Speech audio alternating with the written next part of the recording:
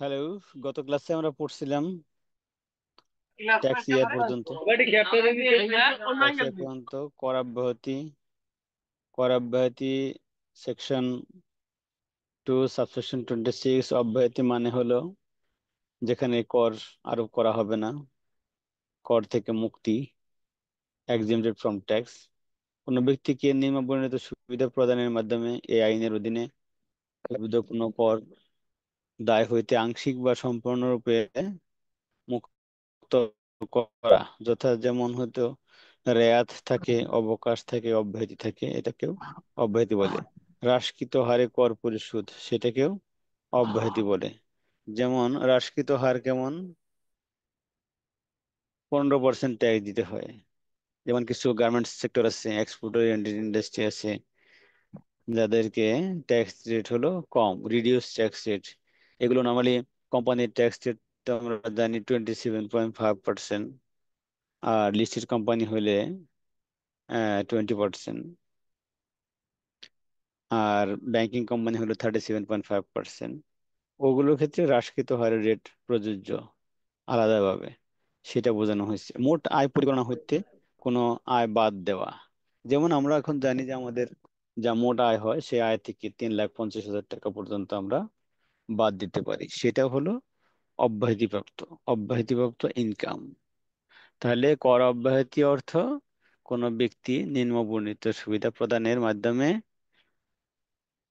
এই আইনের অধীনে উদ্বুদ্ধ কোনো প্রকার কর দায় থেকে আংশিক বা সম্পূর্ণরূপে মুক্ত করা, এটা। করমুক্ত সীমা, আমরা জানি করমুক্ত সীমা হলো মোট আয়ের কোনো সীমা যাহা শূন্য হারে কর বিশিষ্ট। যদি আমরা সাধারণভাবে দেখি তাহলে এখন স্বাভাবিক ব্যক্তির ক্ষেত্রে 3,50,000 টাকা পর্যন্ত, হ্যাঁ, করমুক্ত সীমা। 3,50,000 টাকা পর্যন্ত করমুক্ত সীমা। মহিলাদের ক্ষেত্রে একটু বেশি আছে, 4 লাখ টাকা। বয়স্কদের ক্ষেত্রে, মুক্তিযোদ্ধাদের ক্ষেত্রে 4,50,000 টাকা। এগুলো হলো করমুক্ত সীমা।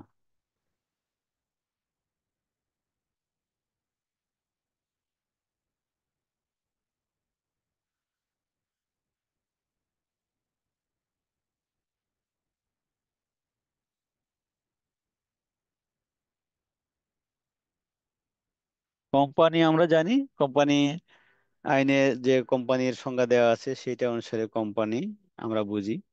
বাট ইনকাম ট্যাক্সের পরিভাষায় কোম্পানির সংজ্ঞাটা কিছুটা এক্সপান্ডেড করা হয়েছে, just to calculate and collection of tax revenue. এখানে সংজ্ঞাটা আবার ব্রডার সেন্সে আনা হয়েছে, just to compute, apply and collection of tax. Income ট্যাক্সের ক্ষেত্রে কোন কোন প্রতিষ্ঠানকে কোম্পানির আওতায় আনা হবে, কোম্পানি হিসেবে বিবেচিত করা হবে, সেটা বলা হয়েছে। যেমন কোম্পানি অর্থ কোম্পানি আইনের 1994 সালের, হ্যাঁ, সংজ্ঞায়িত অর্থে কোনো কোম্পানি এবং ইহার অন্তর্ভুক্ত হবে। 1994 সালের সংজ্ঞায় কোম্পানি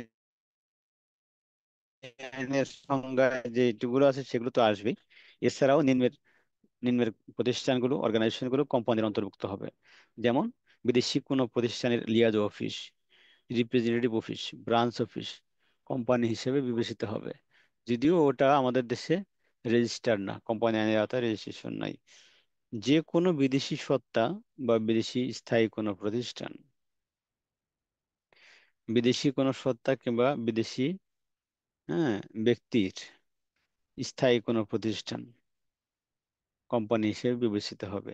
বাংলাদেশের বাইরে কোনো দেশের আইন দ্বারা বা আইনের অধীনে নিবন্ধিত কোনো সংঘ বা সংস্থা, যেটা বাংলাদেশের বাইরে, আমাদের দেশে প্রতিষ্ঠানটা আছে, ব্যবসা করে, বাট ওটা বাংলাদেশের বাইরে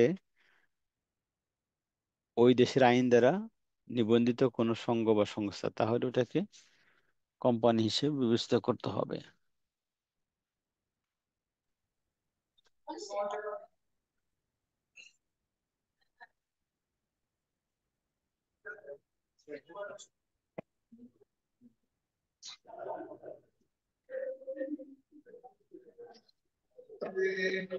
ধরে যে নাও, টাকা নাও।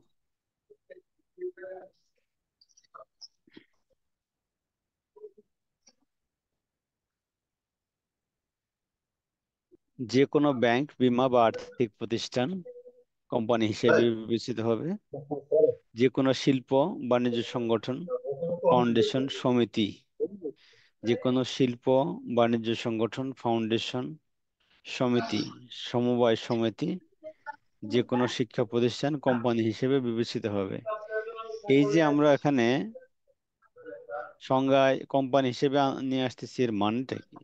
এর মানে হলো যখন ট্যাক্স কালেকশন হবে, হ্যাঁ, ট্যাক্স সাবমিশন হবে, রিটার্ন, হ্যাঁ, ট্যাক্স অ্যাডমিনিস্ট্রেশন যখন হবে, তখন ওটাকে কোম্পানির স্ট্যাটাসে করা হবে।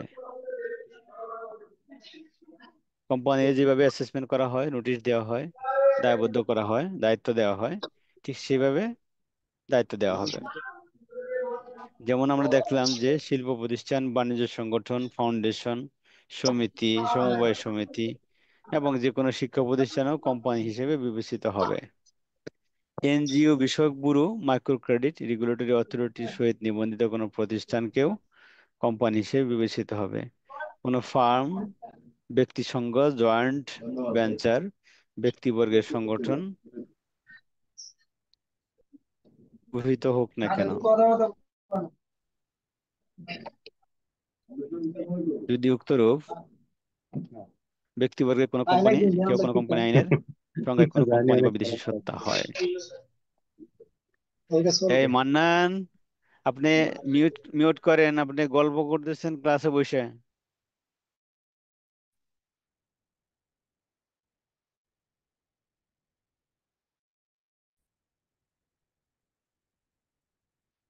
সংবিধিবদ্ধ সরকারি কর্তৃপক্ষ, স্থানীয় স্বায়ত্তশাসিত সংস্থা, all this will be treated as company. আপাতত বলবৎ কোনো আইন দ্বারা বা আইনের অধীনে প্রতিষ্ঠিত বা গঠিত কোনো সত্তা যেটা আইন দিয়ে গঠিত, আপাতত দেশে বলবৎ আইন আছে, কোম্পানি হিসেবে বিবেচিত হবে। স্বাভাবিক ব্যক্তি, ফার্ম বা ব্যক্তি সংঘ,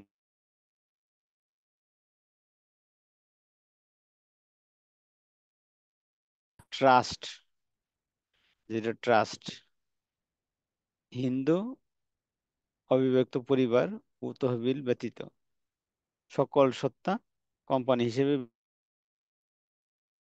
বিবেচিত হবে।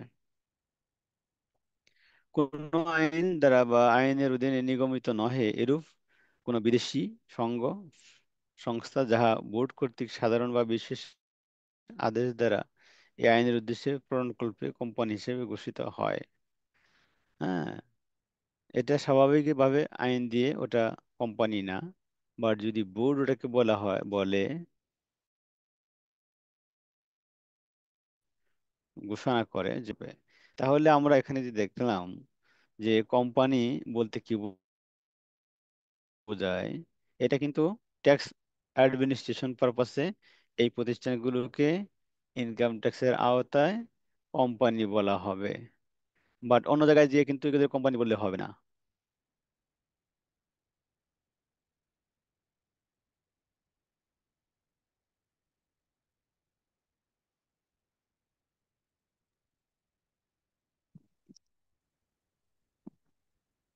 এখানে সত্য বলতে কি বোঝাচ্ছে একটু ক্লিয়ার করে বলবেন? হ্যাঁ, স্যার কোনটা? সত্য বলতে এখানে কি বোঝাচ্ছে স্যার?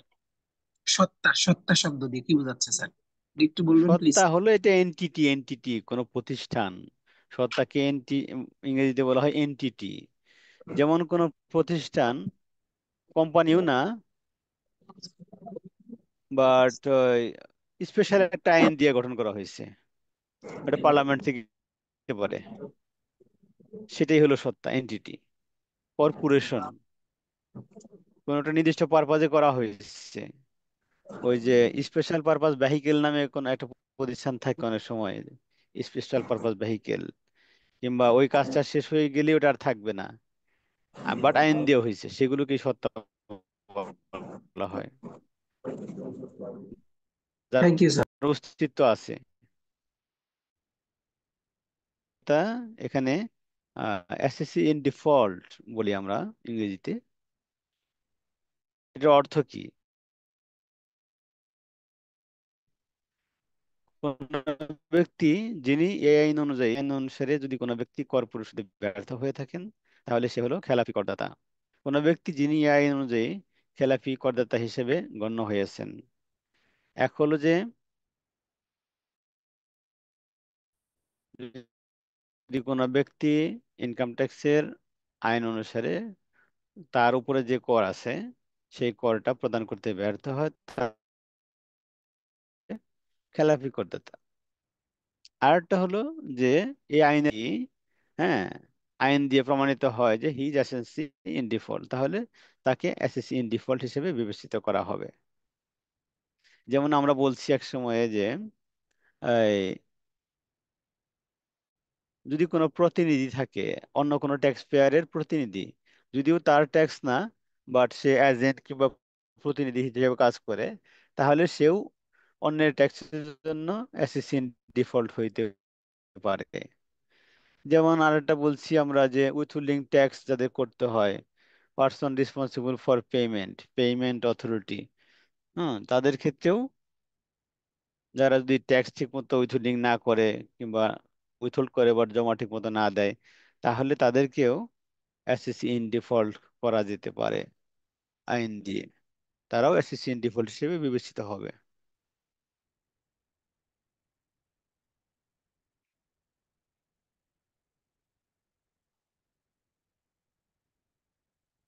চাকরির অর্থে অন্তর্ভুক্ত হবে নিম্নরূপ। চাকরি অর্থ কি বোঝাবে সেটা, যেহেতু আমাদের ট্যাক্স আইনে চাকরি থেকে ইনকাম একটা ইম্পর্টেন্ট পার্ট, এই কারণে চাকরি বলতে কি বোঝানো হয় সেটা এখানে ব্যাখ্যা করা হয়েছে। চাকরি অর্থে অন্তর্ভুক্ত হবে কোনো পদ যাহাতে নিযুক্ত ব্যক্তি নির্ধারিত বা সময় সময় নির্ধারিতব্য পারিশ্রমিক প্রাপ্তির অধিকারী। যেমন আমরা প্রতি মাসে পাই, তার মানে নির্ধারিত সময়ে বা নির্ধারিত সময়ে হ্যাঁ পারিশ্রমিক পাওয়া যায়। কোনো পরিচালক পদ বা কোম্পানি ব্যবস্থাপনার সহিত সংশ্লিষ্ট কোনো পদ, কোনো পরিচালক পদ বা কোম্পানির ব্যবস্থাপনার সহিত সংশ্লিষ্ট, কোম্পানির ব্যবস্থাপনার সাথে সংশ্লিষ্ট যদি কোনো কিছু থাকে তাহলে সেটা হলো চাকরি। সরকারি অফিসের কোনো পদের দায়িত্বে থাকা বা কার্য করা, সরকারের কোনো অফিসের দায়িত্বে থাকা বা কার্য করাকেও চাকরি হিসাবে বিবেচিত হবে।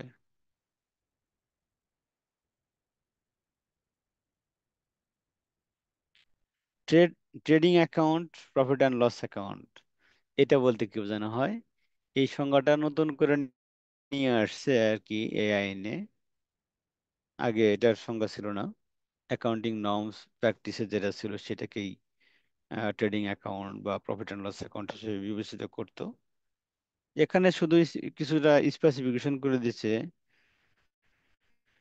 Trading account and profit and loss account বলতে বোঝাচ্ছে international financial reporting standard IFRS এর আওতাভুক্ত প্রস্তুতকৃত আয় বিবরণী এবং হিসাব সংক্রান্ত অন্যান্য সমরূপ বিবরণী ইহার অন্তর্ভুক্ত হইবে।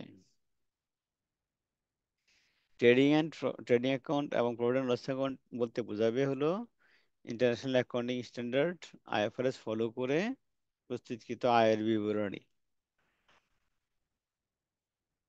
এবং হিসাব সংক্রান্ত আরো অনুরূপ বিবরণী সেটা। তার মানে আমরা যে বিবরণী তৈরি করব সেটা আইএফআরএস অনুসারেই করব, আর ট্যাক্সটা দিব হলো ট্যাক্স আইন অনুসারে।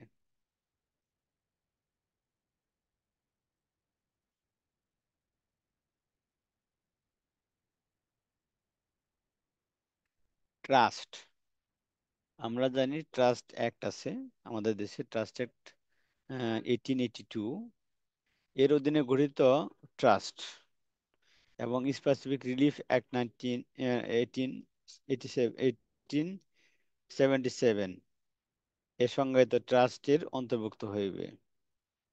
ট্রাস্টের অন্তর্ভুক্ত হবে হলো 1882 সালের ট্রাস্ট অ্যাক্ট অনুসারে গঠিত কোনো ট্রাস্ট অথবা 1877 সালে গঠিত কোনো সংজ্ঞা 1877 সালের হ্যাঁ আইন অনুযায়ী গঠিত কোনো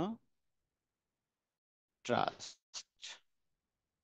তবে শর্ত থাকে যে যেই ক্ষেত্রে ট্রাস্ট কোনো কোম্পানি বা তহবিল গঠনের পূর্ব শর্ত অথবা কোম্পানি বা তহবিল পরিচালনার উদ্দেশ্য গঠিত হয়ে থাকে, সেই ক্ষেত্রে উক্ত কোম্পানি বা ক্ষেত্রমত তহবিল করযোগ্য সত্তা হইবে এবং ট্রাস্ট করযোগ্য সত্তা হিসেবে বিবেচিত হইবে।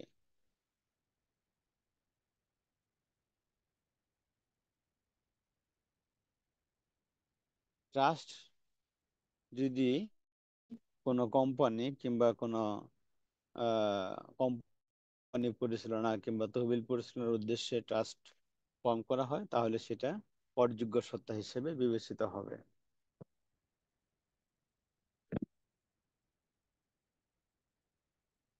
তহবিল অর্থ আপাতত বলবৎ কোনো আইন বা বিধির অধীনে সৃষ্ট স্বীকৃত কোনো তহবিল।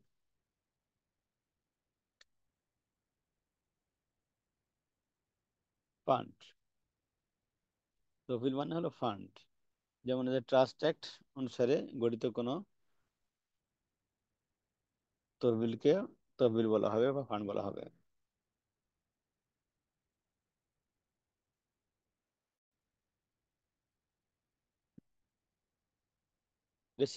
রেসিডিয়েন্ট, রেসিডেন্ট অর্থ কোনো আয় বর্ষে, রেসিডেন্ট মানে হলো বাংলাদেশে রেসিডেন্ট কিনা।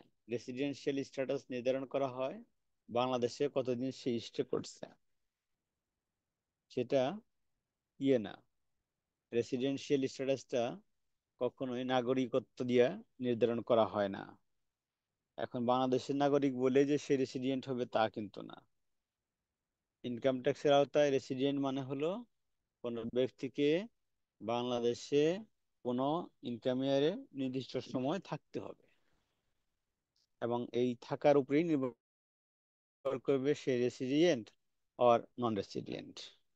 তাহলে যদি আমরা দেখি নিবাসী অর্থ কোন আয় বর্ষে এরূপ কোনো ব্যক্তি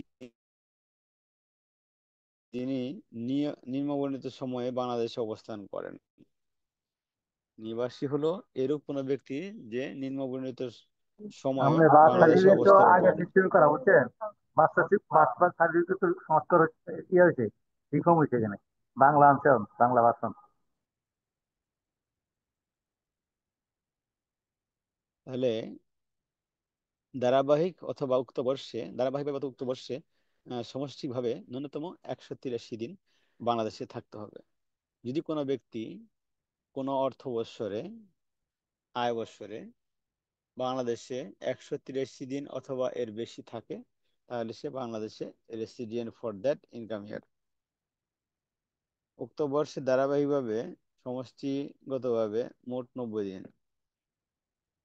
আর সেকেন্ড কন্ডিশন হলো যে যদি কোনো ব্যক্তি বাংলাদেশে ধারাবাহিকভাবে কোনো একটা অর্থ বৎসরে অথবা ভেঙে ভেঙেও হতে পারে 100 মানে ওই 90 দিন বাংলাদেশে থাকে এবং ইনকাম ইয়ারের পূর্ববর্তী 4 বছরে, ইনকাম ইয়ারের পূর্ববর্তী 4 বছর, চার ইনকাম ইয়ারে যদি বাংলাদেশে 365 দিন থাকে অথবা এর বেশি, 365 দিন কমপক্ষে অথবা এর বেশি থাকে, তাহলে তাকে বাংলাদেশে রেসিডেন্ট হিসেবে বিবেচিত হবে।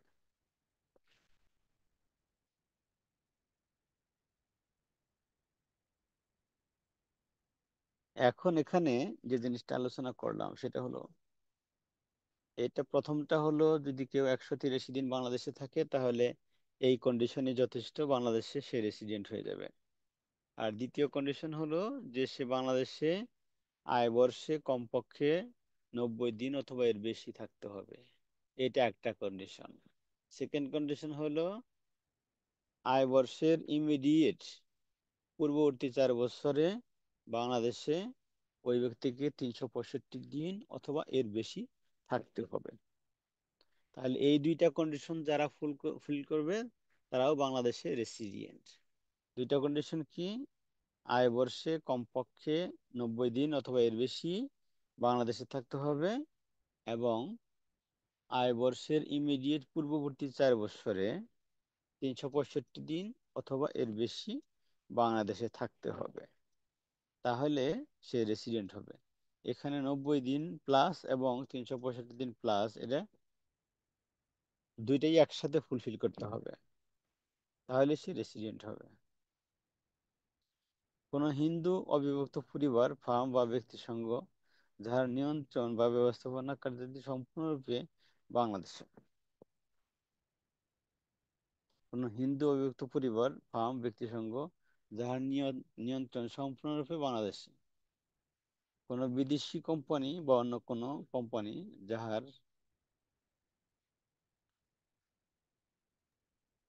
স্যার এইখানে কি অবিভক্ত হিন্দু পরিবার বলতে পুরা ফ্যামিলিটাই বোঝাচ্ছে? হ্যাঁ, হ্যাঁ, হ্যাঁ। মানে তার ফ্যামিলিতে যতজন লোক থাকবে সবই ওই এই আইনের অন্তর্ভুক্ত হবে?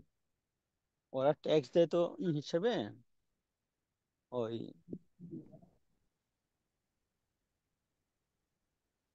ফ্যামিলি হিসেবে ট্যাক্স দেয়, এই কারণে।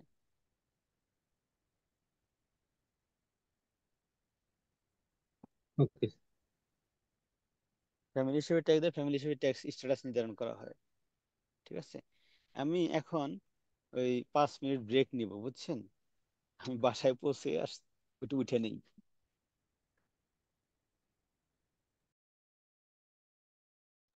আমরা আলাপ করতেছিলাম হিন্দু আনডিভাইডেড ফ্যামিলি, ফার্ম, ব্যক্তিসংঘ যার নিয়ন্ত্রণ এবং ব্যবস্থাপনা কার্যাদি সম্পূর্ণরূপে বাংলাদেশের অন্তর্ভুক্ত হিসেবে বাংলাদেশের অভ্যন্তরে সংগঠিত হইয়াছে।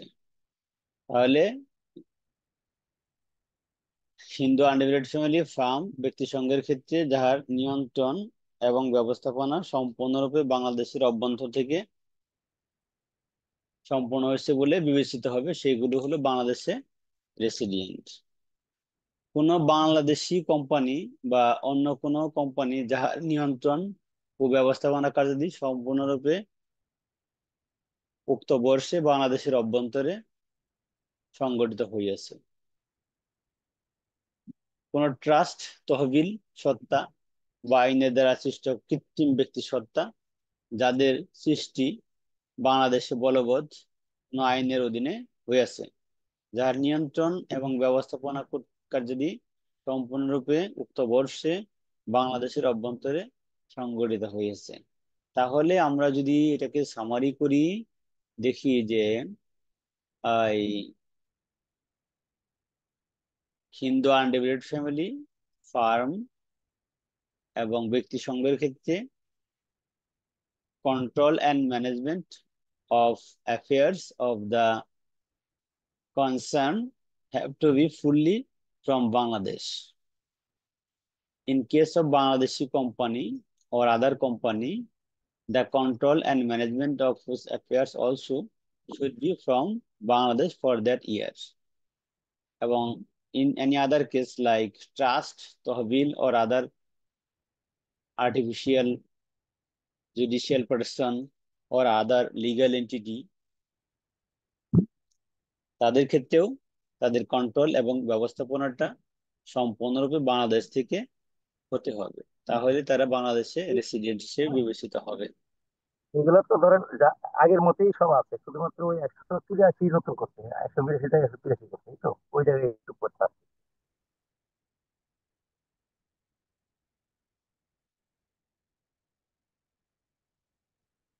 আর ব্যক্তির ক্ষেত্রে যেটা আমরা দেখলাম, যদি কোনো ব্যক্তি বাংলাদেশে 183 দিন অথবা এর বেশি কোনো অর্থ বৎসরে থাকে, তাহলে সে বাংলাদেশে রেসিডেন্ট। আর যদি 183 দিন না থাকে, তাহলে তাকে উক্ত আয় বর্ষে কমপক্ষে 90 দিন থাকতে হবে, এবং এর সাথে 90 দিনের সাথে বিগত 4টা ইনকাম ইয়ারে 365 দিন অথবা এর বেশি থাকতে হবে বাংলাদেশ, তাহলে সে resident।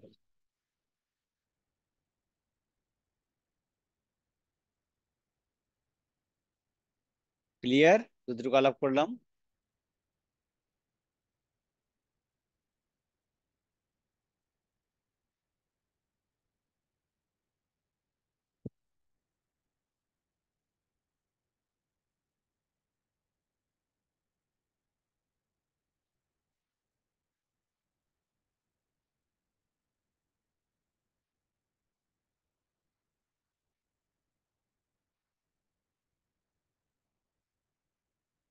Principal officer, principal officer কাকে বলা হয়, কোন প্রতিষ্ঠানের প্রিন্সিপাল অফিসার কে, সেটা এখানে নির্ধারণ করে দেওয়া হয়েছে। প্রিন্সিপাল অফিসার অর্থে কোনো কোম্পানি, সংস্থা বা ব্যক্তি সংঘের ক্ষেত্রে নিম্ন বর্ণিত ব্যক্তির অন্তর্ভুক্ত হইবে।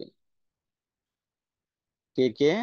ব্যবস্থাপনা পরিচালক, প্রধান নির্বাহী কর্মকর্তা, প্রধান আর্থিক কর্মকর্তা, ব্যবস্থাপক, সচিব, পেশাদক্ষ, এজেন্ট বা অ্যাকাউন্ট্যান্ট। উহা যে নামেই অভিহিত হোক না কেন, উক্ত কর্তৃপক্ষ কোম্পানি, সংস্থা বা সংঘের কার্যাদি পরিচালনা বা হিসাব সম্পাদনের জন্য দায়ী কোনো কর্মকর্তা, এদেরকে প্রিন্সিপাল অফিসার হিসেবে বিবেচিত হবে। এছাড়া কোনো কোম্পানি বা সংস্থা বা সংঘের ব্যবস্থাপনা বা প্রশাসনের সহিত সম্পৃক্ত কোনো ব্যক্তি, যাহাকে উপকর কমিশনার কর্তৃক উক্ত প্রতিষ্ঠানের প্রধান কর্মকর্তা হিসেবে গণ্য করা হয়।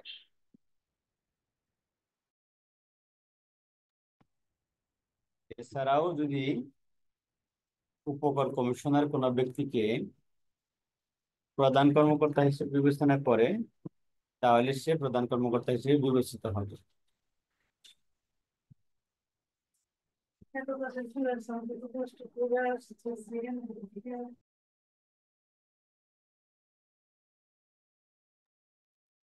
পারকুইজিট, পারকুইজিট আমরা পড়বো হলো সেকশন 32-তে, ওখানে পারকুইজিটটা আমরা পড়বো। পারকুইজিটটা আমরা জানি যে এটা লাগে হলো কোম্পানির ক্ষেত্রে। কোম্পানির যখন ট্যাক্স ক্যালকুলেশন করা হয়, তখন পারকুইজিটটা বিবেচনা নিয়ে আসা হয়। পারকুইজিট হলো, যদি আমরা মোটা দাগে বলি, এটা হলো পার স্টাফ পার ইয়ারে একটা নির্দিষ্ট পরিমাণের বেশি খরচ করা যায় না। যেমন পার স্টাফ পার ইয়ার 10 লাখ টাকার বেশি খরচ করলে, যেমন হলো বেসিক স্যালারি, ফেস্টিভ্যাল বোনাস, তারপর incentive bonus, provident fund, gratuity fund, over time, হ্যাঁ, লিভ এনক্যাশমেন্ট, এগুলো বাদ দিয়ে অন্য খাতে যদি কাউকে বেতন দেওয়া হয়, যেমন বাড়ি ভাড়া থাকতে পারে, মেডিকেল অ্যালাউন্স থাকতে পারে, তারপরে হলিডে অ্যালাউন্স থাকতে পারে, leave encash leave fair assistance থাকতে পারে, যেই যেই নামে ডাকা হোক না কেন, বাকি সবগুলো হলো পারকুইজিট হিসেবে বিবেচিত হবে। এইগুলো কোম্পানির যখন হিসাব আমরা করব, তখন ওই 10 লাখ টাকা বাদ দিয়ে বাকিটুকু কোম্পানির ইনকামের সাথে যোগ হয়ে ট্যাক্স হয়। এটাকে বলা হয় পারকুইজিট। পারকুইজিট হলো দুইটা ধরনের হয়, একটা হলো ক্যাশ আর একটা হলো ইন কাইন্ড। ক্যাশে কিছু কিছু আছে যেগুলো দিলে পারকুইজিট হয়, বাড়ি ভাড়া, তারপরে হলো leave fair assistance, dearness allowance, transport allowance, medical allowance, এগুলি সবই পারকুইজিট। ওটা আমরা ডিটেলস আলাপ করব পারকুইজিটের সংজ্ঞা যখন করবো তখন। তবে এখানে শুধু মনে রাখা দরকার যে 10 লাখ টাকার বেশি ব্যয় করলে পার স্টাফ পার ইয়ার ওটা অতিরিক্ত হিসাবে ইনকামের সাথে যোগ হয়।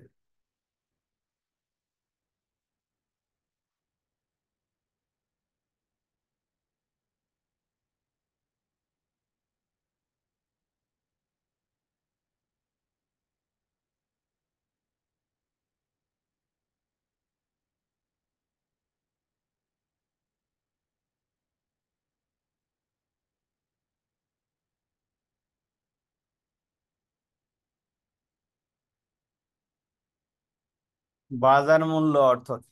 বাজার মূল্য যেই ক্ষেত্রে কৃষিজাত পণ্য, পণ্য কাঁচা অবস্থায় সাধারণভাবে বাজারে বিক্রয় করা হয়, অথবা উৎপাদনের সহিত নিযুক্ত কৃষকের মাধ্যমে বিক্রয়ার্থে প্রক্রিয়াজাত পূর্বক বিক্রয় উপযোগী করা হয়, সেই ক্ষেত্রে পণ্যটি হইতে উদ্বুদ্ধ আয়ের উপর সর্বপ্রথম যেই বৎসর পর নির্ধারণ করা হইবে, উহার পূর্ববর্তী সমগ্র বৎসরব্যাপী উহা যে মূল্যে বিক্রয় করা হয়েছে উহার গড়।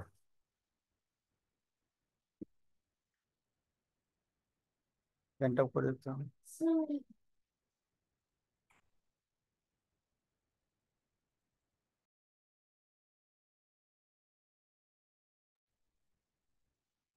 যে ক্ষেত্রে কৃষিজাত পণ্য কাঁচা অবস্থায় সাধারণভাবে বাজারে বিক্রয় করা হয় সেই ক্ষেত্রে দেখলাম একটা ফর্মুলা দেওয়া আছে।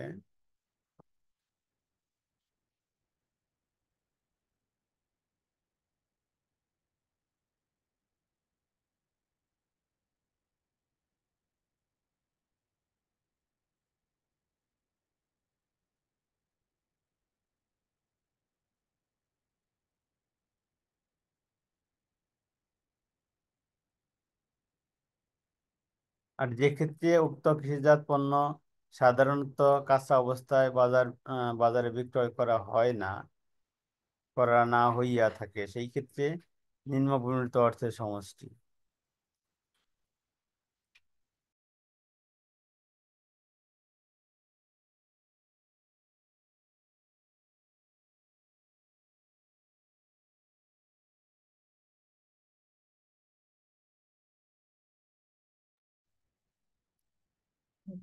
যে ক্ষেত্রে উক্ত কৃষিজাত পণ্য সাধারণত কাঁচা অবস্থায় বাজারে বিক্রয় করা হয় না সেই ক্ষেত্রে নিম্নবর্ণিত অর্থের সমষ্টি।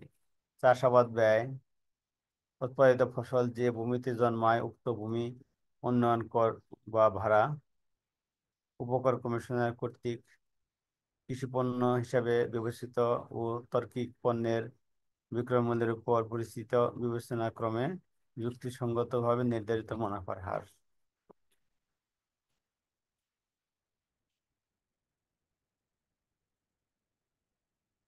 কাঁচা অবস্থা বিক্রি না করতে হলে না না করলে সেটা চাষাবাদ ব্যয়, তারপরে উৎপাদিত ফসল বা ভূমিতে জন্মায় ভূমি উন্নয়ন কর বা ভাড়া সেটা যোগ হবে, আর এছাড়া কিছু একটা মুনাফা যোগ করে যেটা আছে সেটা হলো বাজার মূল্য। বার্ষিক মূল্য বৎসরান্তে সম্পত্তির যুক্তিসঙ্গত ভাড়া। বার্ষিক মূল্যটা হলো সম্পত্তি ভাড়ার ক্ষেত্রে বার্ষিক মূল্য অর্থ কোনো সম্পত্তি ভাড়ার ক্ষেত্রে, সম্পত্তি মানে এটা গৃহ সম্পত্তির কথাই বোঝাচ্ছে। গৃহ সম্পত্তি ভাড়ার ক্ষেত্রে বৎসরান্তে সম্পত্তির যুক্তিসঙ্গত ভাড়া, হ্যাঁ, সারা বছরের যুক্তিসঙ্গত ভাড়া, অথবা যেই ক্ষেত্রে বার্ষিক ভাড়ার পরিমাণ ক অনুযায়ী নিরূপিত অঙ্কের অধিক হয় সেই ক্ষেত্রে বার্ষিক ভাড়া।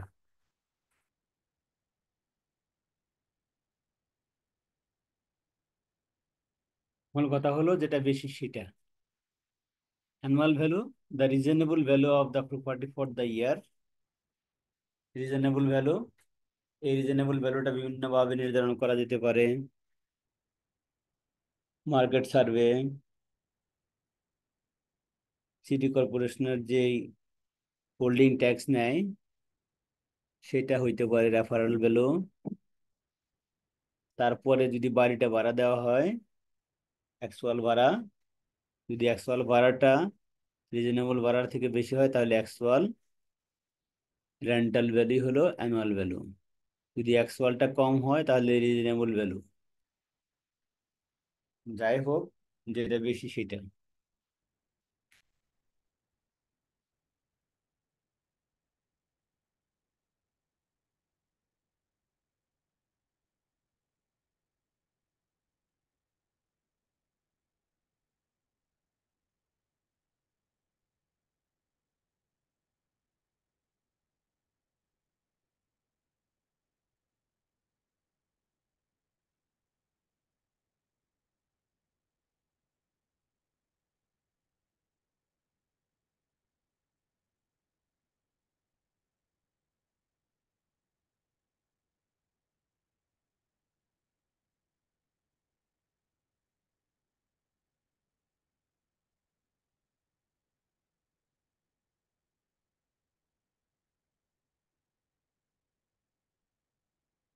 ব্যক্তি, ব্যক্তি অর্থে কোনো স্বাভাবিক ব্যক্তি, ফার্ম, ব্যক্তি সংঘ, হিন্দু অবিভক্ত পরিবার, ট্রাস্ট, তহবিল ও কোম্পানি অন্তর্ভুক্ত হবে।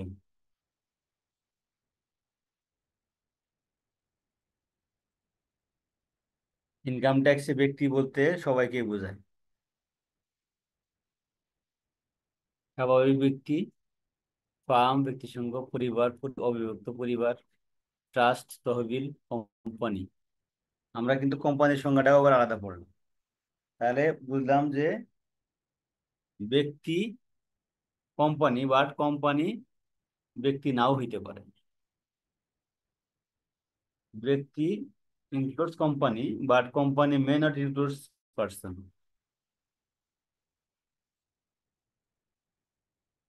তাহলে ব্যক্তি অর্থ যখনই বলবে এ পার্সন, পার্সন রেসপন্সিবল, সেখানে কোম্পানি সহ বোঝাবে ব্যক্তি, পার্সন, ব্যক্তি সংঘ, হিন্দু আনডিভাইডেড ফ্যামিলি ট্রাস্ট সবই এটার মধ্যে পড়ে যাবে। ব্যবসায় অর্থে অন্তর্ভুক্ত হবে নিচের বিষয়গুলো। ব্যবসা অর্থে অন্তর্ভুক্ত হবে কোনো ট্রেড বাণিজ্য বা পণ্য উৎপাদন,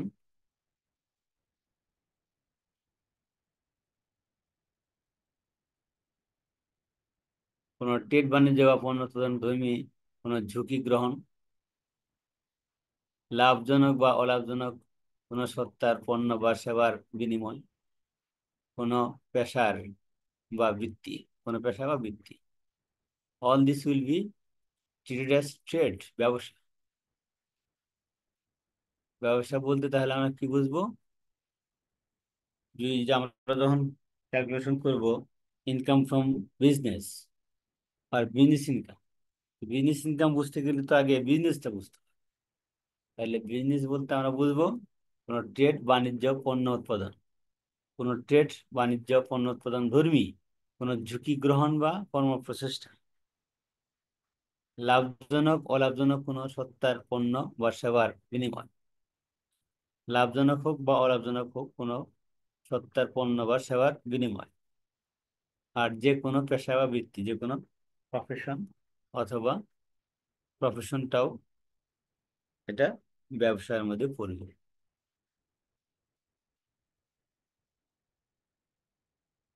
ব্যাংক ট্রান্সফার এই শব্দটা আমাদের অনেক ক্ষেত্রে প্রযোজ্য। এটার সাথে বিশেষ করে কমপ্লায়েন্স ইস্যু, এটা কমপ্লায়েন্স না হলে অনেক ক্ষেত্রে দেখা যায় যে ট্যাক্সের পরিমাণ বেড়ে যায়, উইথহোল্ডিং ট্যাক্স করা লাগে, ডিসঅ্যালাউন্স হয়ে যায়, যেটা লেভেল এক্সপেন্সে সেটা ডিসঅ্যালাউ করে দেয়। তাহলে ব্যাংক ট্রান্সফার অর্থে অন্তর্ভুক্ত হইল ব্যাংক এক হিসাব হইতে অন্য হিসাবের ক্রস চেক বা বাংলাদেশ ব্যাংক কর্তৃক অনুমোদিত অন্য কোনো পন্থায় অর্থের স্থানান্তর। ব্যাংক ট্রান্সফার মানে বাংলাদেশ ব্যাংক মানে ব্যাংকের এক হিসাব হইতে আর এক হিসাবে ক্রস চেকের মাধ্যমে বা বাংলাদেশ ব্যাংক কর্তৃক অনুমোদিত কোনো পন্থায় অর্থের স্থানান্তর। যেমন আমরা এখন ইএফটিএন করি, এনপিবিএস করি, হুম, এইগুলো ব্যাংক ট্রান্সফারের অন্তর্ভুক্ত। কারণ এনপিবিএস, ইএফটিএন, তারপরে কার্ডের মাধ্যমে payment, all this treated as bank transfer as per Bangladesh bank. Mobile financial services এর মাধ্যমে এক হিসাব হইতে অন্য হিসাবে অর্থ স্থানান্তর। মোবাইল ফাইন্যান্সিয়াল সার্ভিসের মাধ্যমে এক হিসাব হইতে অন্য হিসাবে অর্থ স্থানান্তরটাও ব্যাংক ট্রান্সফারে বিবেচিত হবে। চালানের মাধ্যমে সরকার বা সরকারের কোনো কর্তৃপক্ষ কর্তৃক নির্ধারিত ফি, চার্জ, শুল্ক, করাদি বা অন্য কোনো অর্থ সরকার বা সরকারের কোনো কর্তৃপক্ষের অনুকূলে পরিশোধ। যেমন এখন এনবিআর চালানের মাধ্যমে টাকা নেই, ব্যাংক থেকে সরাসরি চালান করা যায়, এনবিআর ওয়েবসাইটে ঢুকে চালান করা যায়, সেটাও ব্যাংক ট্রান্সফারের অন্তর্ভুক্ত হবে। চালানের মাধ্যমে সরকার বা সরকারের কোনো কর্তৃপক্ষ কর্তৃক নির্ধারিত ফি, চার্জ, শুল্ক, করাদি বা অন্য কোনো অর্থ সরকার বা সরকারের কোনো কর্তৃপক্ষের অনুকূলে পরিশোধ ব্যাংক ট্রান্সফার হিসেবে বিবেচিত হবে।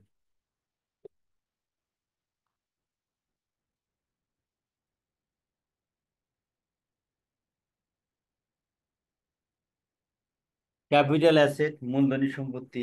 মূলধনী সম্পত্তি আমাদের জানা দরকার এই ক্যাপিটাল গেইনের উৎস। ক্যাপিটাল গেইন যে আমরা বলি, capital gain transfer from arising capital gain arising from the transfer of capital asset. তাহলে আমাদের যে অ্যাসেটটা আছে, দেয়ার আর সাম ক্রাইটেরিয়া, যেগুলো মিট করলে সেটাকে আমরা ক্যাপিটাল অ্যাসেট বলবো। সব অ্যাসেটই ক্যাপিটাল অ্যাসেট নয়। সব অ্যাসেটই অ্যাসেট, বাট সব অ্যাসেটই ক্যাপিটাল অ্যাসেট নয়। তাহলে ক্যাপিটাল অ্যাসেট সংজ্ঞাটা আমরা এখানে দেখব। কারণ হলো, যখন আমরা ক্যাপিটাল গেইন ক্যালকুলেশন করব, ক্যাপিটাল গেইন করব, হিসাব করব, তখন আমাদের ক্যাপিটাল অ্যাসেটের সংজ্ঞাটা মনে রাখতে হবে। ক্যাপিটাল অ্যাসেট মানে হলো, মানে ক্যাপিটাল গেইন হলো the gain arising from the transfer of capital asset. Capital asset বিক্রয় করে যে গেইনটা হয় সেটাকেই ক্যাপিটাল গেইন বলা হয়। ক্যাপিটাল অ্যাসেট বিক্রয় করে যে লসটা হয় সেটাকেই ক্যাপিটাল লস বলা হয়। তাহলে আমাদের এই ক্যাপিটাল অ্যাসেটের সংজ্ঞাটা এখন আমরা দেখব। তাহলে ক্যাপিটাল গেইন বুঝতে গেলে আমাদের ক্যাপিটাল অ্যাসেটের সংজ্ঞাটা পড়তে হবে। ক্যাপিটাল অ্যাসেট অর্থ হলো কোনো করদাতা কর্তৃক ধারণকৃত যে কোনো প্রকৃতির বা ধরনের সম্পত্তি। করদাতা কর্তৃক ধারণকৃত যে কোনো ধরনের বা প্রকৃতির সম্পত্তি হলো ক্যাপিটাল অ্যাসেট। কোনো ব্যবসায় বা উদ্যোগ, আন্ডারটেকিং, সামগ্রিক বা ইউনিট হিসেবে ক্যাপিটাল অ্যাসেট। কোনো শেয়ার বা স্টক, এই শেয়ার মানে হলো share in capital market, share in company, not shares in share, not stock যেটা মজুদ, স্টক ইন ট্রেড না। এই শেয়ারস মানে শেয়ারস অফ এ কোম্পানি। এটা হতে পারে দুইটা, private limited company, public limited company, দুইটা শেয়ারই, যে কোনো শেয়ারই ক্যাপিটাল অ্যাসেট। তাহলে আমরা দেখলাম যে ক্যাপিটাল অ্যাসেট মানে হলো করদাতা কর্তৃক ধারণকৃত যে কোনো ধরনের এবং যে কোনো প্রকৃতির সম্পত্তি হলো ক্যাপিটাল অ্যাসেটস। কোনো ব্যবসায় উদ্যোগ, কোনো ব্যবসায় উদ্যোগ আন্ডারটেকিং সামগ্রিকভাবে বা ইউনিট হিসেবে, ওটা সামগ্রিকভাবেও হইতে পারে বা ইউনিট হিসেবেও হইতে পারে, সেটাকে মূলধনী সম্পত্তি হিসেবে বিবেচিত হবে।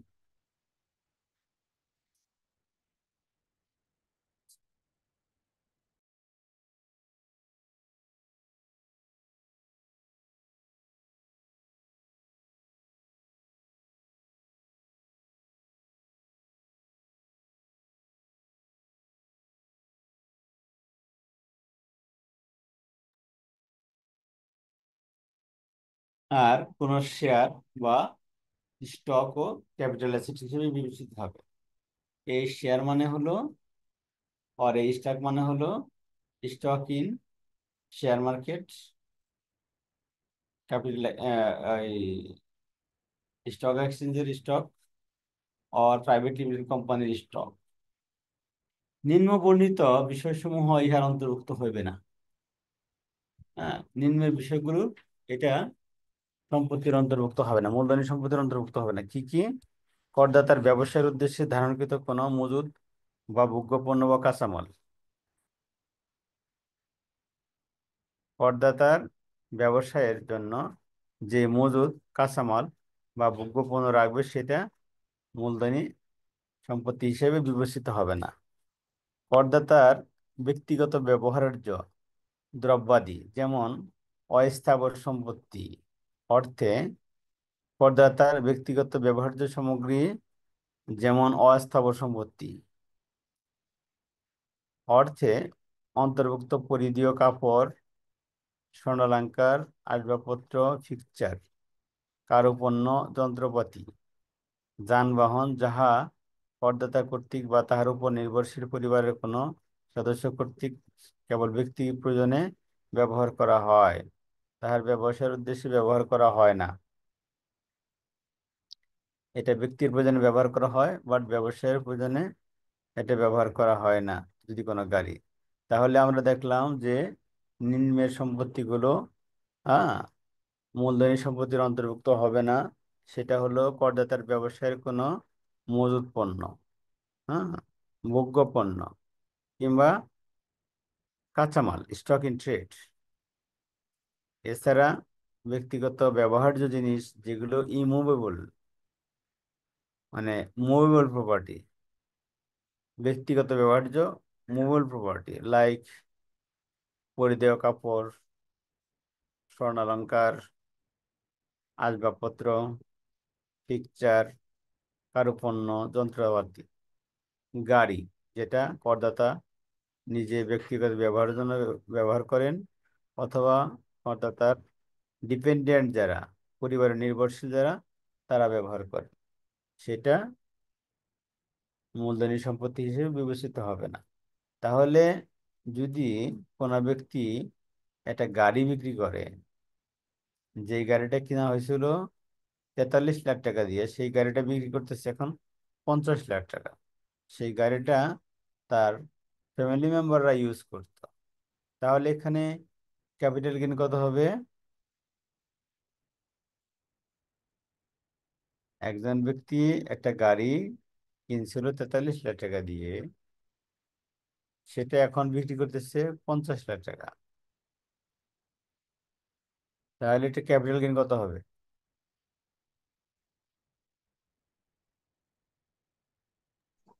ক্যাপিটাল গেইন হবে না স্যার এখানে।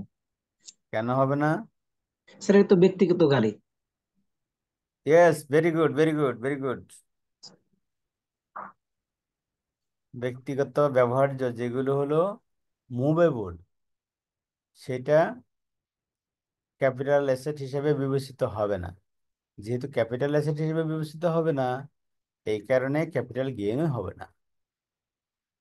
যদি একজন করদাতা, তার বাড়ি ছিল একটা, সে বাড়িটা কিনছিল 3 কোটি টাকা দিয়ে 2017 সালে, বাট বাড়িটা 2024 সালে 10 কোটি টাকা বিক্রি করলো, তাহলে এখানে কি হবে বলেন তো?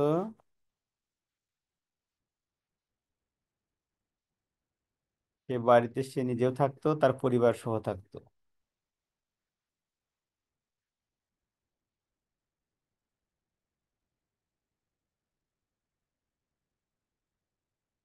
আবার আমি রিপিট করি, একজন এসএসসি একটা বাড়ি কিনছিল 2017 সালে, সে নিজে থাকার জন্য। 17 সালে 3 কোটি টাকা দিয়ে কিনছিল, সেই বাড়িটাতে 17 সাল থেকেই সে থাকে, বাট আনফর্চুনেটলি বাড়িটা 2024 সালের জুন মাসে, হ্যাঁ, 10 কোটি টাকায় বিক্রি করে ফেলছে। তাহলে এক্ষেত্রে এদের কি ট্রিটমেন্ট হবে ট্যাক্সে? স্যার এখানে 7 কোটি ক্যাপিটাল গেইন হবে। কেন হবে? স্যার এটা তো তার ব্যক্তিগত সম্পদ না স্যার, এটা স্থায়ী সম্পদ তো স্যার। এটা মুভেবল প্রপার্টি, এটা হলো ইমুভেবল প্রপার্টি। যেহেতু এটা ইমুভেবল প্রপার্টি, এটা ক্যাপিটাল অ্যাসেটের সংজ্ঞায় পড়ে গেছে। আর যেহেতু ক্যাপিটাল অ্যাসেটের সংজ্ঞায় পড়ে গেছে, বিক্রি করে ক্যাপিটাল গেইন হয়েছে, এই কারণে এটা ক্যাপিটাল গেইন হবে। Good, very good, very good. Sir একটু প্রিভিয়াস ছোট একটা কোশ্চেন করি স্যার। জি, করেন। সরি, ব্যাংক ট্রান্সফারের যে আমরা ডেফিনেশন শিখলাম, এখানে আমরা অনেক কোম্পানি কি করে স্যার, ক্যাশ টাকা দিয়ে ব্যাংকে পাঠায় দেয়, ও জমা দিয়ে চালান করে চলে আসে। এখন এটা কি ব্যাংক ট্রান্সফার হিসেবে আসবে, হবে কিনা? ওটা ব্যাংক ট্রান্সফার হিসেবে হবে। হবে স্যার, থ্যাংক ইউ স্যার। হুম। এখন কেন আমি বলি, ওটা তো ব্যাংকে যে চালান করে ফেললো, ওটা ব্যাংক তো ব্যাংকেই নিল। এমন যদি হইতো যে টাকা নিল ক্যাশ, আপনার একটা মানি মানি রিসিট দিয়ে দিল, ওটাই মানি রিসিট তো আর দেয় নাই, সে চালান করছে, ব্যাংকই তো ওটা, ব্যাংকেই তো যা জমা হইলো। ওটা যদি ব্যাংকে জমা না হইয়া ক্যাশেই থাকতো কারো কাছে, তাহলে ওটা ব্যাংক ট্রান্সফার হইতো না। চালান হয়ে গেলে ওটা ধরে নেওয়া হবে যেটা ব্যাংকের মাধ্যমে হয়েছে। আর এক্ষেত্রে চাইলেও, আমি জানি না, অনেক ব্যাংক আছে আপনি ক্যাশ বেশি নিয়ে চালান করতে পারবেন না, ওটা রিপুট হয়ে যাবে।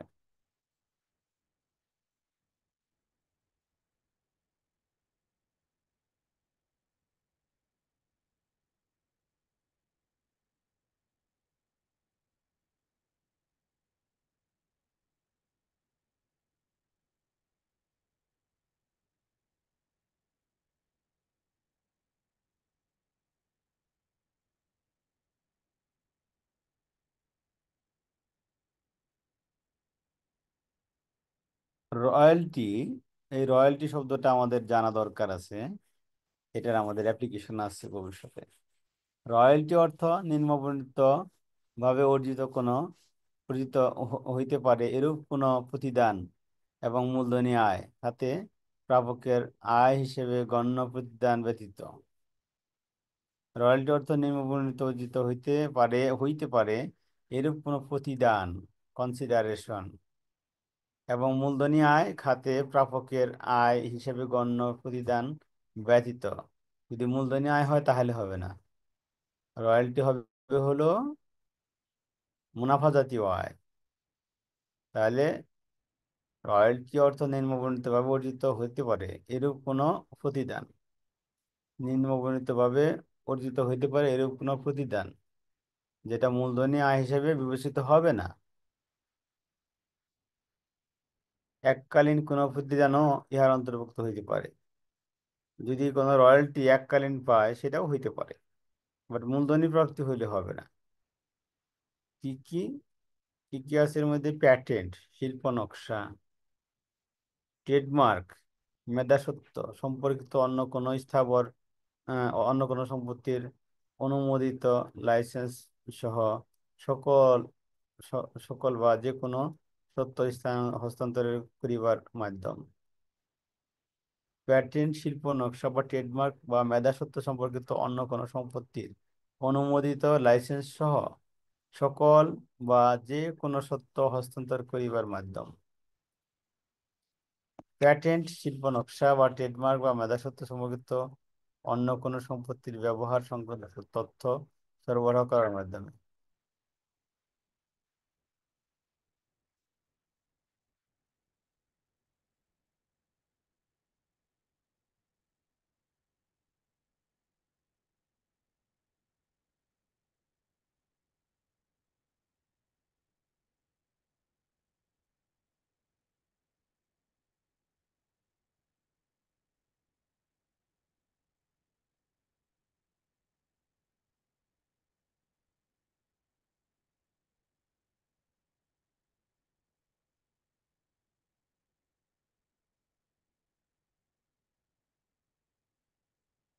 এখানে যত কথাই বলুক, এখানে রয়্যালটি, রয়্যালটি মানে হলো মূলধন জাতীয় আয় হওয়া যাবে না।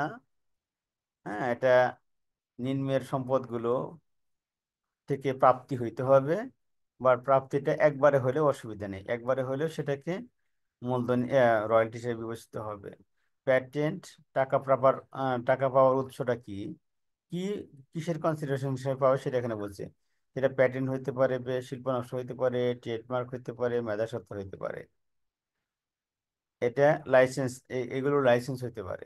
আর লাইসেন্স না নিয়ে যদি অন্যভাবে করে, প্যাটেন্ট, শিল্প নকশা বা ট্রেডমার্ক বা মেধাস্বত্ব সম্পর্কিত কোনো সম্পত্তির ব্যবহার সংক্রান্ত কোনো তথ্য যদি ওইটা ব্যবহার করবে। এখন তো ডেটাও বিক্রি হয়, ডেটা, প্যাটেন্ট, ডেটা, শিল্প নকশা, কত কিছু বিক্রি হচ্ছে এখন। তারপরে প্যাটেন্ট, শিল্প নকশা বা ট্রেডমার্ক বা মেধাস্বত্ব সম্পর্কিত অন্য কোনো সম্পত্তির এরূপ ব্যবহার করিবার মাধ্যম, যেভাবে ব্যবহার করার মাধ্যমটা যদি দেওয়া হয় সেটা। প্রযুক্তি, শিল্প, প্রযুক্তিগত বা শৈল্পিক, বাণিজ্যিক এবং বৈজ্ঞানিক জ্ঞান, অভিজ্ঞতা, কলা কৌশল সম্পর্কিত তথ্য সরবরাহ করিবার মাধ্যম। প্রযুক্তি, technology, industry, commerce or scientific knowledge or experience or techniques সম্পর্কিত তথ্য সরবরাহ করিবার মাধ্যম। সেটা দিয়েও যদি কিছু পাওয়া যায় সেটাকেও রয়্যালটি বলা হবে। মূল কথা হলো কোনো technical or technological or innovation জাতীয়, প্যাটেন্ট, নকশা জাতীয় কোনো জিনিস ব্যবহারের মাধ্যমে যদি কোনো টাকা পাওয়া যায় তাহলে সেটাকে রয়্যালটি বলা হবে। লভ্যাংশের সংজ্ঞাটা পরেই আজকের ক্লাস শেষ করে দিব। লভ্যাংশ মানে হলো ডিভিডেন্ড। ডিভিডেন্ড দেওয়া হয় কোথা থেকে, কোন কোন জায়গা থেকে ডিভিডেন্ড দেওয়া যায় বলেন তোমাকে? নেট প্রফিট থেকে দেওয়া যায়, তারপরে রিটেন আর্নিং থেকে দেওয়া যায়। প্রফিট থেকে দেওয়া যায়, কারেন্ট ইয়ার প্রফিট থেকে দেওয়া যায়, রিটেন আর্নিং থেকে দেওয়া যায়, আর কোথাও থেকে কিন্তু ডিভিডেন্ড দেওয়া যায় না। ঠিক, হুম, কারেন্ট ইয়ার ঠিক। প্রফিট থেকে দেওয়া যায় আর রিটেইন প্রফিট থেকে দেওয়া যায়। আর কি কোথাও থেকে ডিভিডেন্ড দেওয়া যায়?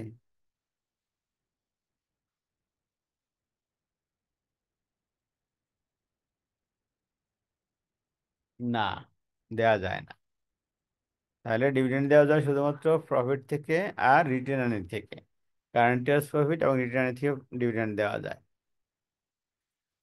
এইখানে এই কথাটাই বলছে, এই সংজ্ঞাটা, এই দুইটা জিনিস মনে রাখলেই হবে যে ডিভিডেন্ড মানেই হলো ডিস্ট্রিবিউশন অফ প্রফিট। ডিভিডেন্ড মানে হলো ডিস্ট্রিবিউশন অফ প্রফিট। যেখানে প্রফিট নাই সেখানে ডিভিডেন্ড দেওয়া যাবে না, এবং যেই পরিমাণ প্রফিট থাকবে সেই পরিমাণ ডিস্ট্রিবিউশনটাকেই ডিভিডেন্ড বলা হবে।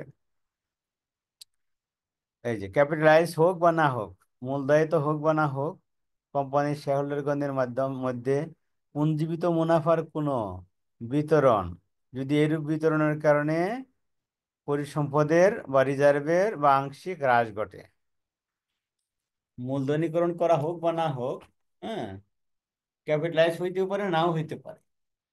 যদি ক্যাপিটালাইজ নাও হয় করেও, তারপরে যদি কোনো শেয়ারহোল্ডারদেরকে পুঞ্জীবিত মুনাফা থেকে কোনো কিছু ডিস্ট্রিবিউশন করা হয় এবং এই ডিস্ট্রিবিউশনের রেজাল্ট স্বরূপ যদি কোনো সম্পত্তির হ্রাস পায়, তাহলে সেটাকে ডিভিডেন্ড বলা হয়।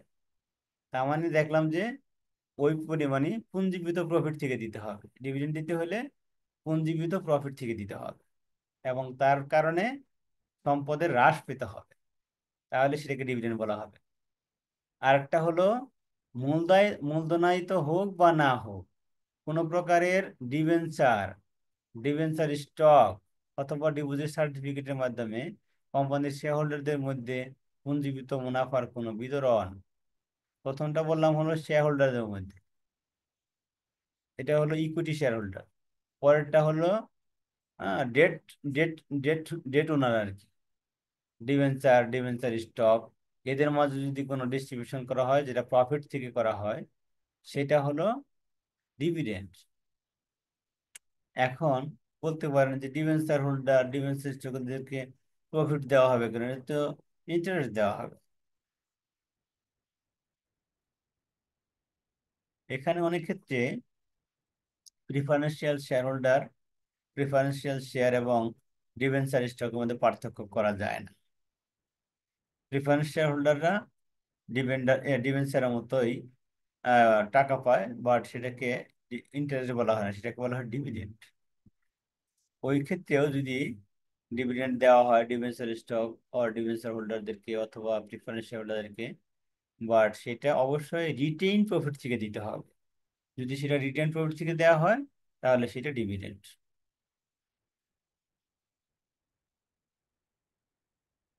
যদি কোনো কোম্পানির অবসায়নকালে তার শেয়ার হোল্ডারদেরকে কোনো সম্পদের ডিস্ট্রিবিউশন করা হয়, তাহলে ওই পরিমাণ সম্পদ ডিভিডেন্ড হিসেবে বিবেচিত হবে, যেটা হলো কোম্পানির পুঞ্জীবিত মুনাফা থেকে দেওয়া হচ্ছে। তাহলে এই যদি কোনো কোম্পানির ডিজোরেশনের ক্ষেত্রে, লিকুইডেশনের সময় তার শেয়ার হোল্ডারদেরকে কোনো টাকা দিয়ে দেয়, তাহলে ওই পরিমাণ টাকা, যে পরিমাণ টাকা রিটার্ন হিসেবে আছে, সেই পরিমাণই শুধুমাত্র ডিভিডেন্ড হিসেবে বিবেচিত হবে।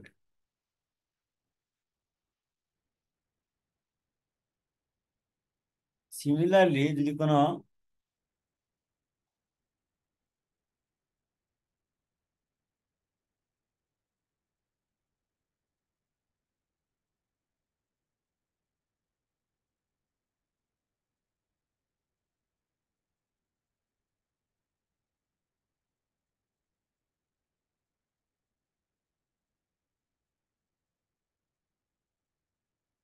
মূল্যায়িত হোক বা না হোক, মূলধন হ্রাসকরণের জন্য মূলধন হ্রাসকরণের জন্য কোম্পানি কর্তৃক হয়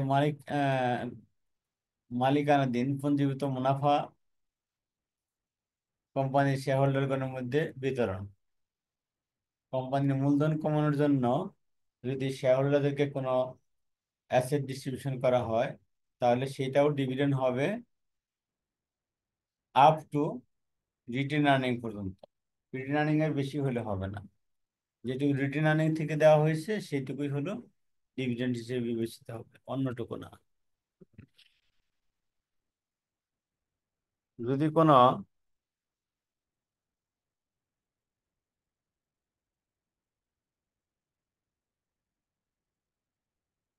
কোম্পানি বাংলাদেশে নিগমিত হয় নাই, বাংলাদেশে রেজিস্ট্রেশন নেয় নাই, এরকম কোম্পানি যদি হ্যাঁ বিদেশে কোনো মুনাফা পাঠায়, তাহলে সেটা হলো ডিভিডেন্ড হিসেবে বিবেচিত হবে। কোনো কোম্পানি আইন 94 সালের অধীনে নিগমিত নয়, রেজিস্ট্রেশন নেয় নাই, এরকম কোনো কোম্পানি কর্তৃক বাংলাদেশের বাইরে প্রেরিত কোনো মুনাফা, এরকম কোম্পানি বাংলাদেশের বাইরে যদি কোনো মুনাফা দেয় পাঠায়, তাহলে সেটাকে ডিভিডেন্ড হিসেবে বিবেচিত হবে। কোনো mutual fund, real estate investment fund, trust fund, exchange traded বা অল্টারনেটিভ ইনভেস্টমেন্ট ফান্ডের মুনাফা বিতরণ, শুধুমাত্র মুনাফা বিতরণ। প্রাইভেট লিমিটেড কোম্পানির কোনো পরিচালকের কে যদি কোনো টাকা দেওয়া হয়, প্রাইভেট লিমিটেড কোম্পানির কোনো পরিচালককে যদি কোনো টাকা দেওয়া হয়, কিংবা তার পরিবর্তে অন্য কোনো দায় পরিশোধ করে দেওয়া হয়, তাহলে ওইটা ডিভিডেন্ড হিসেবে বিবেচিত হবে ওই পর্যন্ত যে পর্যন্ত কোম্পানির পুঞ্জীভূত প্রফিট রয়ে গেছে। পুঞ্জীভূত প্রফিট না থাকলে ওটা ডিভিডেন্ড হিসেবে বিবেচিত হবে না। তবে নিম্নের বিষয়গুলো ডিভিডেন্ডের অন্তর্ভুক্ত হবে না। যে ক্ষেত্রে কোনো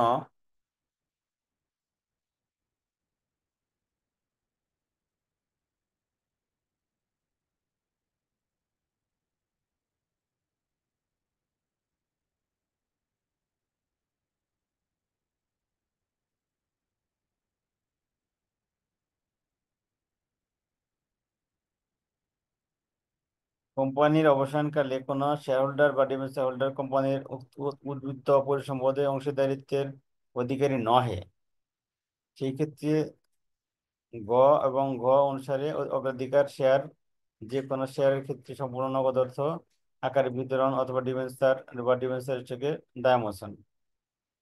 আচ্ছা, যেই ক্ষেত্রে ঋণ প্রদান করা কোম্পানির কাজ, যেমন ব্যাংক, ঋণ প্রদান করাই কোম্পানির মূল কাজ, অথবা এনবিএফআই, সেই ক্ষেত্রে তার শেয়ার হোল্ডারদেরকে যদি কোনো অগ্রিম দেওয়া হয়, লোন দেওয়া হয়, তাহলে সেই লোনটা ডিভিডেন্ড হিসেবে বিবেচিত হবে না।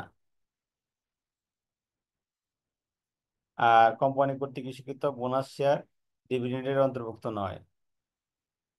আর এখানে একটা যেটা বলছে সেটা হলো যে, এই যে যেটা বললাম যে নম্বরে যদি কোনো প্রাইভেট লিমিটেড কোম্পানির ডিরেক্টরকে কোনো লোন দেওয়া হয়, অথবা লোনের পরিবর্তে তাকে কোনো সুবিধা দেওয়া হয়, যেটা তার কোনো অব্লিগেশন কিংবা দায় পরিশোধ করে দেওয়া হয় অন বিহেভ অফ হিম, তাহলে সেটাকে ডিভিডেন্ড হিসেবে বিবেচিত হয়। এই ক্ষেত্রে বলছে যে কোম্পানি কর্তৃক পরিশোধিত কোনো লভ্যাংশ যা পূর্বে পরিশোধিত বা সম্পূর্ণ আংশিক বা অর্থের বিপরীতে কোম্পানি কর্তৃক সমন্বয় করা হয়েছে, হ্যাঁ, এবং এর অর্থ লভ্যাংশ হিসেবে বিবেচিত, যাহা এক্ষেত্রে উক্তরূপ সমন্বয় করা হয়েছে। যেটা সমন্বয় করা হয়েছে সেটা আর মুনাফা হিসাবে বিবেচিত হবে না, এটা হয়ে গেছে সেটা আর হবে না। এই তাহলে আমাদের এখানে এটা মনে রাখতে হবে যে ডিভিডেন্ডের সংজ্ঞা কি। আর বোনাস শেয়ার ডিভিডেন্ডের অন্তর্ভুক্ত হয় না। কোনো ব্যাংক, এনবিএফআই যদি তার ডাইরেক্টরকে কোনো লোন দেয়, তাহলে সেটাও ডিভিডেন্ডের অন্তর্ভুক্ত হবে না। যদি কোনো প্রাইভেট লিমিটেড কোম্পানি তার শেয়ার হোল্ডারকে কিংবা ডাইরেক্টরকে কোনো টাকা দেয়, তাহলে সেটা ডিভিডেন্ড হিসেবে বিবেচিত হবে, হ্যাঁ, until the company has written earning. এই তাহলে আজকের মতো আলোচনা আমাদের এখানেই শেষ। নেক্সট ক্লাস দেখা হবে। খুদা হাফেজ, আসসালামু আলাইকুম।